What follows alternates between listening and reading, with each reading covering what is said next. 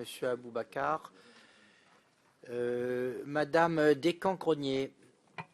Oui, merci Monsieur le Président. Pour commencer, Monsieur le Ministre, je voudrais saluer, comme l'ont déjà fait tous mes collègues, le budget à la hausse pour les Outre-mer. Je partage nombre de questions qui ont déjà été posées, mais j'aurais deux questions. La première, générale sur les Outre-mer, et la deuxième, particulière sur la mission budgétaire. Alors, la France est, après les USA, la deuxième puissance maritime mondiale si l'on prend en compte le domaine couvert par ces zones économiques exclusives. Cet atout considérable pour notre pays nous est apporté en bonne partie par les Outre-mer, toutes les Outre-mer.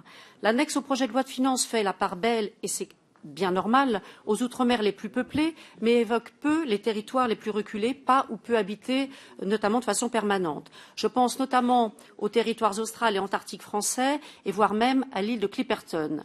Le projet Extraplaque a d'ailleurs déjà été évoqué tout à l'heure. Donc le gouvernement peut-il nous livrer sa vision du développement de ces territoires? Deuxième question. Le PLF 2014 prévoit de doter le fonds exceptionnel d'investissement de 50 millions d'euros afin de rattraper des retards constatés dans les investissements structurants. Cette mesure est particulièrement bienvenue en Outre-mer où les contraintes géographiques et les singularités locales génèrent des besoins élevés en investissement.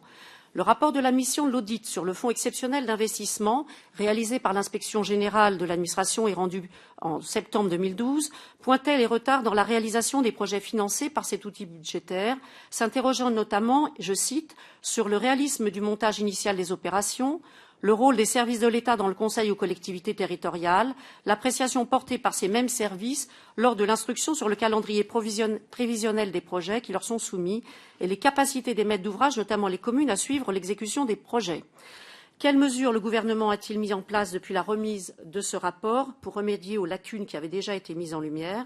Et de plus, pouvez-vous, Monsieur le Ministre, nous indiquer quels projets ou types de projets bénéficieront de l'appui de l'État dans le cadre du budget 2014? Merci.